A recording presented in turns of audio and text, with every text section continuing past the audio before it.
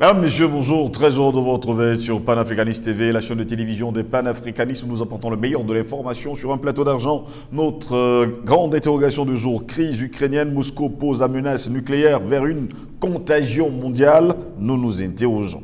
Si la plupart des experts considèrent qu'il faut relativiser le danger nucléaire global agité par Moscou et surtout par l'Occident précisément, des inquiétudes demeurent sur certaines catégories d'armes dites non stratégiques dont la Russie dispose en importante catégorie.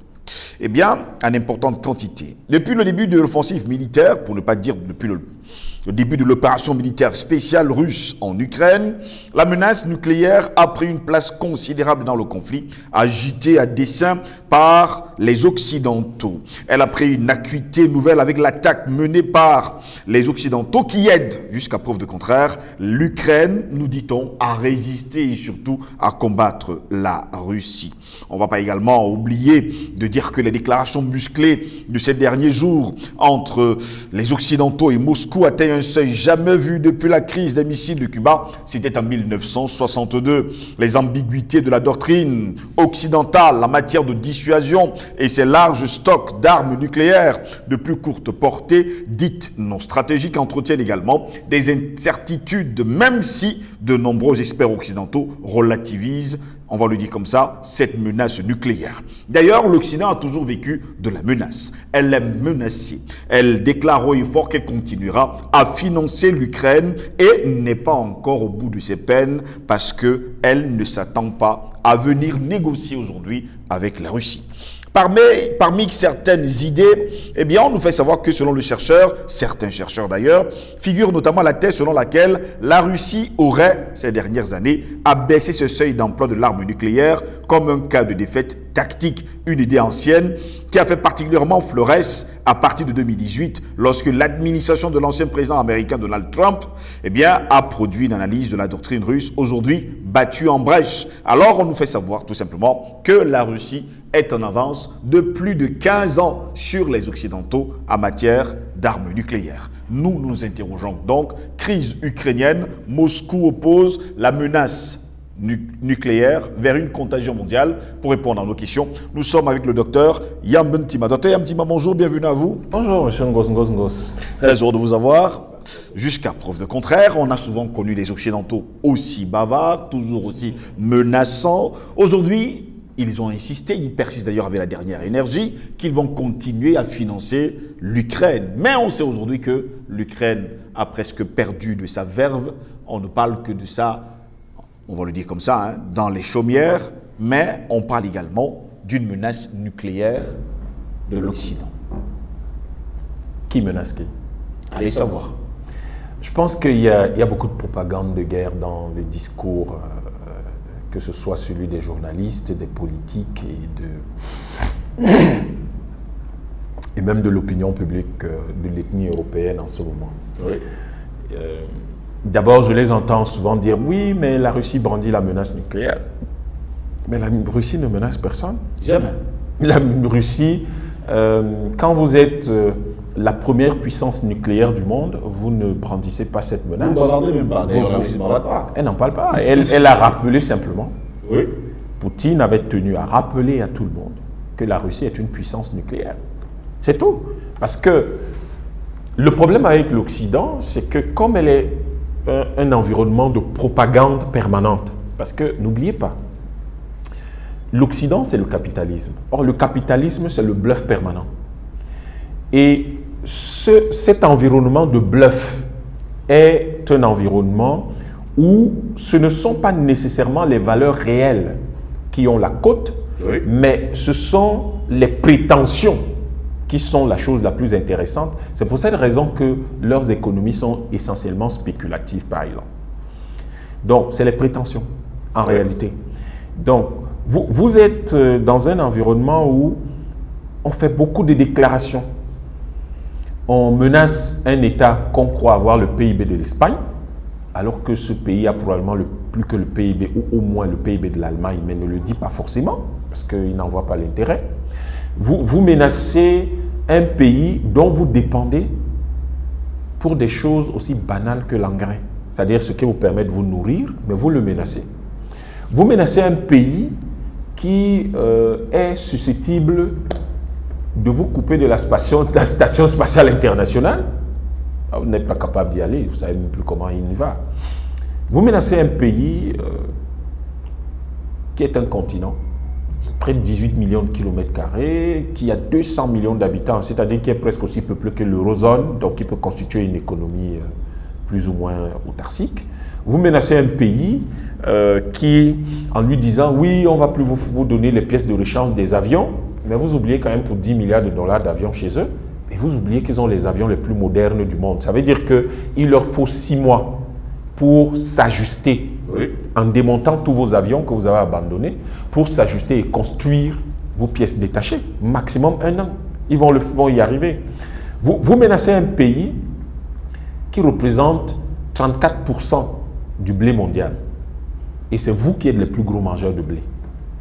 Donc, il y a quelque chose qui ne va pas dans le discours de l'ethnie européenne et de ses affidés japonais ou autres là, qui inquiète et qui laisse croire que qui donne parfois l'impression d'être revenus dans les années 1930, etc. Mais avec non pas des Européens, les autres Européens en face de Hitler, mais les autres Européens portant le costume hitlérien et qui sont en face des autres. Il y a quelque chose qu'on ne comprend pas chez les Européens. Vous n'avez pas besoin de cette violence verbale ou physique pour que vos peuples soient heureux. Maintenant, si vous êtes toujours dans la recherche du Walhalla, on peut aussi le comprendre. Sauf que le monde ne vit pas comme ça. Tout le monde n'a pas cette culture. Tout le monde n'a pas cette culture de la violence permanente, de prétention sans fondement. Parce que quand vous avez un pays comme la France qui dit « la Russie ne peut pas et ne doit pas gagner », mais qu'est-ce que la France est capable de faire à la Russie? Il y a quand même quelque chose qui va... Qu'est-ce que la France est capable de lui faire? Et donc, du coup, vous avez le sentiment que les gens ne sont pas réalistes. Et ce manque de réalisme, qui n'a rien à voir avec le niveau de puissance, l'armement, mais je veux dire le réalisme dans le sens que nos États, nos peuples vivent mieux en collaborant avec la Russie, vivent moins bien sans la collaboration avec la Russie. Donc vous prenez quand même, parce que c'est ça le fondement de la politique, le mieux, ce qui vaut le mieux. Parce que l'éthique est essentiellement, la politique est essentiellement éthique. Donc qu'est-ce qui vaut le mieux? Le vaut le mieux pour eux les Occidentaux qui aiment tellement Aristote, mais qu'ils aillent le chercher dans Aristote, dans le politique d'Aristote, où il dit que c'est fondé sur le mieux, le juste milieu. Et ce juste milieu doit être ce qui conduit au bonheur des peuples. Les Européens vivaient bien mieux il y a 2 ans, hein, il y a 3 ans. Quand on compare leur niveau de vie entre 2020, prenons janvier, même en pleine Covid, on prend juin 2020 et juin 2022, le niveau de vie a sacrément baissé. Simplement parce qu'ils n'ont pas géré une crise qui perdure depuis un certain temps. Certains disent depuis 2014 ou depuis 2008, mais qui perdure en réalité depuis 1989. Parce que c'est depuis 1989 que l'Occident ne fait que se rapprocher dangereusement des frontières, agressivement des frontières russes. Et ce rapprochement a fait l'objet de beaucoup de discussions, d'interpellations de la Russie, de relance de la Russie, sans que les Occidentaux n'en tiennent compte. Et l'Ukraine, c'est le berceau de la civilisation russe.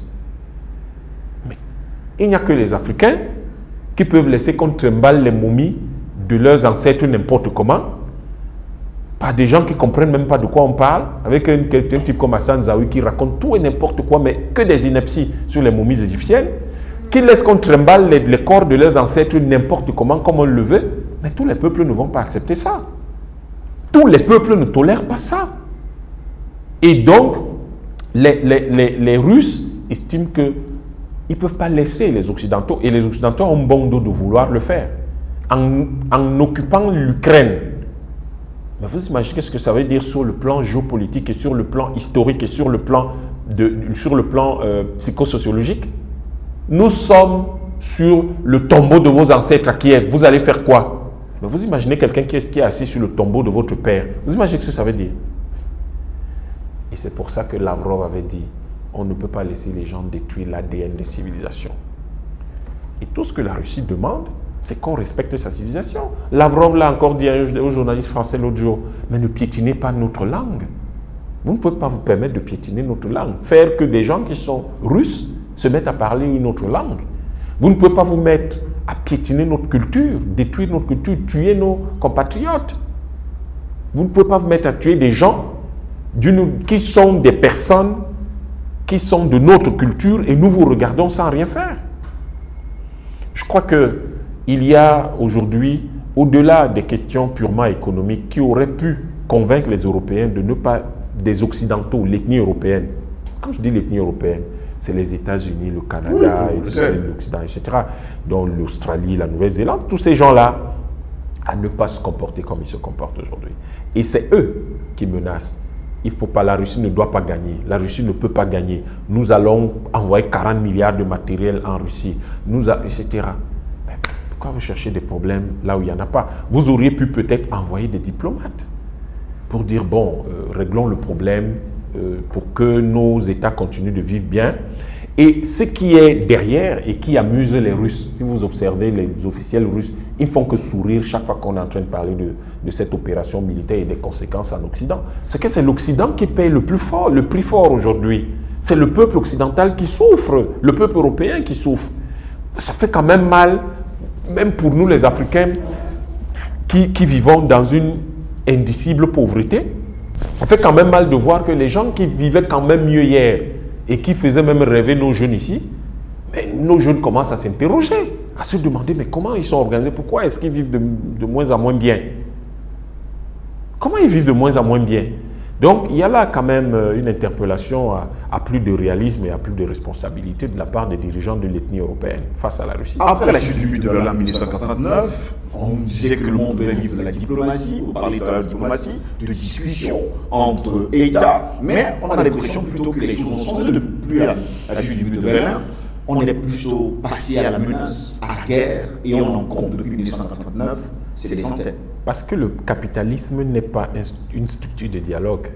Le capitalisme n'admet pas le dialogue. Regardez comment est structuré, comment sont structurées les entreprises. Comment une entreprise capitaliste est structurée. Ce n'est pas un espace de dialogue, c'est un espace dictatorial. Le capitalisme, c'est de la dictature pure et simple. C'est même de la tyrannie. Ce qui est dit ne doit pas être discuté. Aussi simple que ça. Aussi simple que ça. La conséquence, c'est que la gestion des entreprises est transposée ou influence la politique, parce qu'au fond, toute cette guerre que l'Occident mène au monde entier, c'est pour satisfaire quelques capitaines d'industrie, quelques hommes d'entreprise les plus riches du monde, tout simplement. Et les chefs d'État ne sont que des laquais qui obéissent au diktat des hommes d'affaires, et les armées sont en fait des corps de défense des intérêts de ces hommes d'affaires. C'est ça le capitalisme. Ce système capitaliste, donc, n'admet pas le débat. Si vous représentez un marché, si vous représentez une source de matière première, il faut qu'on puisse vous dominer, vous asservir. Vous devez être asservi et il n'y a pas de débat. Donc, or, les peuples du reste du monde que l'Occident a asservi hier ne veulent plus être asservis. Et ceux que l'Occident n'arrive pas à asservir résistent.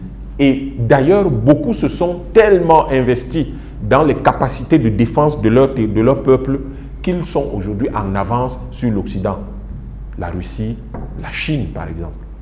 Et cette résistance qu'opposent ces peuples-là agace, énerve et fait trembler l'ethnie européenne, fait trembler le capitalisme international occidental. Donc nous sommes quand même dans un moment où la réorganisation du monde se fera que l'Occident l'accepte ou pas. L'hégémonie de l'ethnie occidentale arrive à sa fin. Ne le comprennent-ils pas? Ça, c'est leur problème. Mais c'est une longue agonie qui dure depuis les années 50. Oui. Parce que vous l'avez observé, c'est depuis la fin des années 40-50 que les mouvements de libération, de revendication des indépendances se sont accélérés. Et donc, l'Occident n'a pas compris qu'il fallait, l'Union européenne n'a pas compris qu'il fallait lâcher totalement du lest et convertir les anciens peuples asservis en partenaires, en amis, en alliés. Encore un concept intéressant pour leur histoire, l'amitié. Ils aiment trop Aristote, puisque toute sa pensée, je les renvoie encore lire là-bas. Donc, on a le sentiment que même un type qui vivait dans une société esclavagiste, comme Aristote, le genre de personne dont je ne comprends pas le respect dont il peut jouir en Afrique pour des gens qui ont subi l'esclavage, pour un type comme ça, qui leur rappelle quand même que l'amitié entre les peuples est importante, l'amitié dans une société est importante, mais qu'ils aillent au moins l'écouter.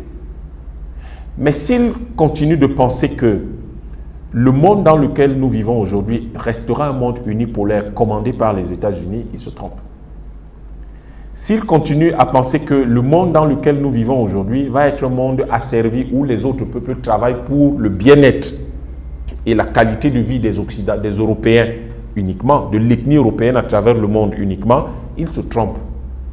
S'ils comprennent que un pays comme la France, en perdant la zone CFA, va dégringoler peut-être à la 35e place mondiale et que les allocations chômage, etc., la sécurité sociale, ça ne va plus fonctionner, l'école gratuite, tout ça là, il est temps qu'ils s'arrêtent et qu'ils se décident. Qu'ils sachent que hier, ils menaçaient peut-être le monde, mais aujourd'hui, personne ne fait attention à leurs menaces. Personne. Parce que ils avaient le sentiment, vraiment ils croyaient qu'on se souvient de ce que disait le ministre français de l'économie. En 2 semaines, ils allaient mettre l'économie russe à genoux parce qu'ils croyaient que l'économie russe avait la valeur de l'économie espagnole. Mais il faut quand même être sérieux. On peut comparer. Sauf que aujourd'hui, la Russie, mais les réserves extérieures seulement de la Russie représentaient, je crois que c'était 600 milliards de dollars, mais c'était plus de la moitié du PIB de l'Espagne. Donc, vous pensiez que c'était ça? Donc aujourd'hui, et quelles étaient les autres réserves que les Occidentaux ne maîtrisent pas? Je crois qu'il est extrêmement important que l'Europe cesse de se prendre pour le centre du monde. Il ne l'a jamais été. Il ne le sera jamais. Et il a peut-être dominé le monde pendant 600 ans, mais chaque chose a une fin. Après la crise des missiles à Cuba en 1962, on a l'impression aujourd'hui que l'Occident, depuis 1962 justement, a pris la Russie comme le premier ennemi de sa politique. Ce n'est pas la Russie en soi que l'Europe ou l'ethnie occidentale prend en grippe. C'est le fait que la Russie est le peuple qui oppose le plus de résistance à cette ethnie européenne. L'Occident aurait été fort heureux d'asservir la Russie comme elle a asservi, par exemple, l'Occident aurait été fort comme il a asservi le continent africain. Oui. La Russie, mais c'est un immense réservoir de matières premières. N'oubliez pas la conférence de Berlin. Recherche de matières premières et débouchés, sans condition. Oui. La Russie, c'est 200 millions de personnes. C'est un immense marché. La Russie, c'est 18 millions, presque 18 millions de kilomètres carrés de matières premières. Le rêve de tous les Occidentaux, c'est de contrôler une zone comme celle-là. C'est de contrôler une zone comme celle-là. Le problème, c'est que la Russie, malheureusement, n'a jamais pu être conquis. Les Occidentaux n'ont jamais pu conquérir la Russie. Et comme ils n'arrivent pas à conquérir la Russie, qui est un obstacle pour leur route vers l'Est, eh bien, ils ont du mal à accepter cette opposition-là. Mais il y a le fait qu'aujourd'hui, cela est motivé par de nouveaux éléments. Oui. Les nouveaux éléments, c'est que la Russie et la Chine se rendent bien compte qu'un partenariat stratégique leur permettra d'échapper à la guerre économique que les deux subissent de la part de l'Union européenne, donc de l'Occident. Oui. Et la Russie et la Chine, c'est quand même l'alliance entre l'une des plus grandes puissances technologiques et scientifiques au monde et la première puissance militaire, la puissance militaire la plus importante, en tout cas la plus avancée techniquement au monde qu'est la Russie, avec une économie stable, solide, nationaliste, et la Chine qui est la première économie du monde et qui est une grande puissance scientifique et technologique aujourd'hui. Et cette alliance-là Si elle est consolidée, eh bien, elle met l'Occident complètement hors jeu.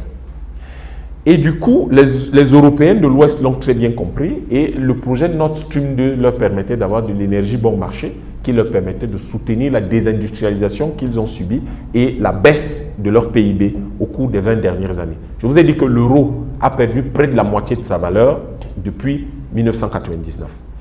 Et du coup, les États-Unis se voient mis hors jeu. Or, cette mise hors jeu des États-Unis, couplée à la désindustrialisation des États-Unis, au très mauvais état des infrastructures américaines aujourd'hui, les routes, les rails, les ponts, les bâtiments publics, les écoles, toutes ces choses-là, les hôpitaux, les États-Unis sont en très mauvais état. Les aéroports, etc. Il faut rénover tout ça. Ça demande beaucoup d'argent. Un pays comme l'Allemagne a besoin de 8 000 milliards d'euros pour refaire ses routes, pour refaire ses ponts, pour refaire son système d'électrification, pour refaire ses écoles, etc. Mais 8 000 milliards d'euros ne tombent pas du ciel. Et donc tout cela, la relance économique qu'espéraient les Européens, ça aurait permis donc, en fait, si vous voulez, de pouvoir gérer ces problèmes-là sur peut-être une génération. Il se trouve aujourd'hui que les Américains ne veulent pas du tout être mis hors jeu. Parce que s'ils sont mis hors jeu, les Européens, les Russes et les Chinois risquent de constituer quelque chose de fondamental qu'on appelle l'Eurasie. Parce que l'Europe n'est pas un continent isolé. C'est quand même un bloc qui s'appelle l'Eurasie. Imaginez que ce bloc-là se reforme sous le leadership de la Chine et de la Russie, qui ne sont pas des puissances colonialistes d'abord. Cela voudra dire que ça va quand même aider l'Afrique, ça va calmer, casser la dynamique colonialiste de l'Europe de l'Ouest et ça va permettre l'émergence aussi de zones comme l'Afrique et l'Amérique du Sud. Les États-Unis, vous voyez bien, un isolement total. Les États-Unis et l'Australie, isolement total. Ça, c'est le problème des Américains et c'est la grande fracture au cœur de l'ethnie européenne qu'elle a du mal à gérer et croit donc et a donc décidé de casser le bloc eurasiatique, mais en fait de casser la dynamique économique de la Chine. En quoi faisant? Vous cassez la dynamique économique de la Chine si vous tuez la Russie. Et en tuant la Russie et en brisant la dynamique économique de la Chine, vous maintenez le contrôle que vous avez sur le monde. Et pour le faire, vous devez affaiblir vos propres cousins, l'Europe occidentale, en vous opposant à Nord Stream 2 et en provoquant un conflit qui va faire que la Russie, comme on le pensait à l'époque, devait être économiquement à terre. Malheureusement, la Russie n'est pas économiquement à terre, elle s'est même renforcée. La Chine a pris encore plus de force parce que maintenant, une partie du gaz qui est là en Europe va en Chine. L'Inde même se réveille, qui n'a jamais vraiment compris pourquoi, parce que là, ils sont dans un délire d'arianisme que personne ne comprend. Mais ils finissent par se rendre compte qu'il est important d'avoir de bons partenaires stratégiques en restant là où ils sont en Asie, et que les histoires de la race aryenne, c'est vraiment des mythes qu'il faut rapidement oublier, et ils profitent bien du pétrole russe. Donc, tous ces gens-là se rendent compte que c'est le seul moyen d'exister en laissant l'Occident sombrer. Et là, l'Occident a un problème. Comment vont-ils le gérer? Et vous comprenez pourquoi ils font appel maintenant au Venezuela, ils font appel à l'Iran. Mais qu'est-ce que l'Iran a à voir avec eux? L'Iran peut être content de vous vendre son pétrole et son gaz, mais s'en fout de votre situation géopolitique. Ses soutiens traditionnels, c'est la Russie, c'est la Chine. C'est tout. De Venezuela, mais ses soutiens, c'est la Russie et la Chine. Et ils ne peuvent pas oublier ça.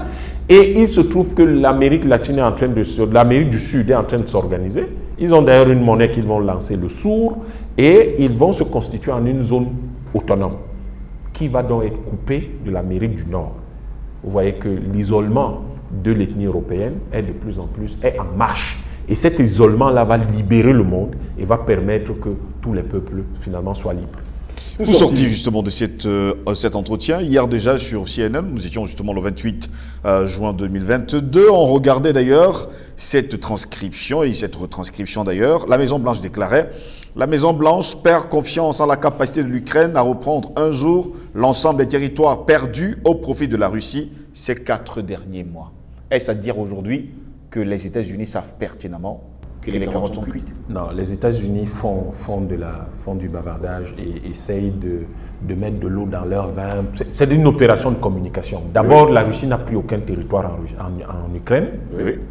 Il faut arrêter de dire ça. La Russie n'a pris aucun territoire. Il y a des républiques qui ont déclaré leur indépendance, le Lugansk et le Donbass, et il y a eu la Crimée. Eux, ils pensent que c'est une prise. Non, mais c'est pour ça que je dis que c'est une opération de communication. Après, les Américains n'ont qu'à dire ce qu'ils veulent dire.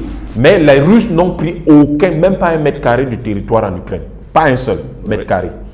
Il se trouve que, simplement, l'Ukraine va se retrouver privée, et c'est ça le fond du problème, de la partie qui est la plus riche sur le plan agricole. Les terres agricoles, les fameuses terres noires, qui sont donc à l'est de l'Ukraine, c'est ça, les républiques du Donbass. C'est ça. Ouais. Et donc la partie occidentale qui est pauvre, qui va rester la Russie, qui va rester donc l'Ukraine. C'est ça le fond du problème et c'est ça la grande difficulté de l'Ukraine. Ça veut dire qu'elle n'aura plus rien à manger. Est-ce qu'on peut se diriger comme ça vers une contagion mondiale quand on parle du nucléaire et vers une 3e guerre mondiale? Pas du tout. Je pense que les Occidentaux, ils aiment faire beaucoup de science-fiction et ils pensent que les gens vont les suivre dans leur délire. Pas du tout. Nous ne sommes pas à Hollywood, nous sommes dans la vie réelle. Nous ne sommes pas dans un casino? Nous ne sommes pas dans un casino, nous ne sommes pas à Hollywood, nous sommes dans la vie réelle. Et dans la vie réelle, personne n'a envie que le monde, que la planète explose. Il y a beaucoup de fous à travers le monde, mais on les a vus d'ailleurs utiliser la bombe atomique pendant la 2e guerre mondiale sans qu'on comprenne très bien pourquoi, mais ils l'ont quand même utilisé. Les États-Unis? Ben oui, il y a des gens qui sont comme ça. Ben, ils sont comme ça. Donc on les a vus utiliser une bombe atomique, ce qui est quand même un scandale, ce qui est un crime contre l'humanité, mais personne n'en parle comme ça. Et je crois qu'aujourd'hui, personne n'en a besoin. Les Russes n'ont pas envie de s'engager dans un conflit nucléaire. Il y avait des raisons, il y a beaucoup de raisons qui auraient pu les conduire à ça, ils ne le font pas. Les Chinois n'en ont pas besoin. Les Indiens, moins. D'ailleurs, on voit quand ça ne va pas à la frontière de l'Inde et la Chine, c'est à coup de bâton que ça se frappe. Donc ce n'est pas, même pas avec des fusils. Les gens n'ont pas envie de ça. Les gens veulent vivre. Les gens ont besoin de 10 000 ans de paix. Les gens sont nostalgiques de cette époque. Quand on leur dit que du temps de l'Égypte antique, on a connu des millénaires de paix qui ont permis à la science d'émerger et à la technologie d'émerger. Voilà le rêve de tout le monde. Les États-Unis, le peuple américain a besoin de paix. Le peuple américain veut construire, reconstruire et construire des routes.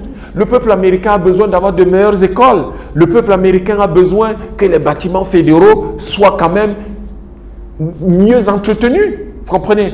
Que les Américains soient mieux payés, que le policier américain ne soit pas quelqu'un qui tire le diable par la queue, que l'enseignant américain puisse vivre de son travail.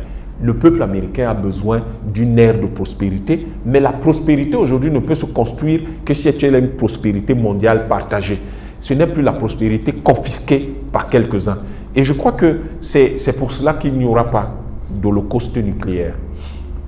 Il y a beaucoup de gens qui sont assez fous pour y penser, mais il n'y aura pas d'holocauste nucléaire parce qu'aucun peuple ne le permettra. Et je crois qu'aujourd'hui, nous devons savoir que les seuls qui menacent le monde avec ça, c'est l'ethnie européenne, parce qu'elle est en perte de vitesse. C'est vrai que dans le désespoir, les gens font tout et n'importe quoi, mais nous osons croire que les peuples européens, il y a encore un certain nombre de raisins, il y a encore des grappes de raisins dans ce peuple-là, il y a encore un certain nombre d'esprits éclairés au sein de cette ethnie-là, et que ces gens-là vont empêcher l'ethnie européenne de sombrer et de pouvoir poser des actes de désespoir. La race humaine a besoin de paix, la race humaine a besoin de concorde, la race humaine a besoin d'amitié. Et cette amitié-là, c'est celle que les Russes, les Chinois, les Africains, les Sud-Américains demandent depuis un certain temps au monde. Et si l'ethnie européenne veut bien écouter, eh bien, je crois que grâce à son développement technologique, parce qu'ils sont quand même très avancés sur le plan technologique et ils ont beaucoup plus d'infrastructures aujourd'hui, ils vivront bien mieux qu'ils ne l'ont jamais imaginé. Et c'est le souhait particulièrement des Africains que tout le monde vive mieux. Merci à vous, Dr Yamtima, d'avoir été des nôtres. Moi qui vous remercie. Mesdames, Messieurs, c'est ici que s'achève cette autre édition de Parole panafricaniste. Au plaisir de vous retrouver très prochainement. Bonne journée à toutes et à tous.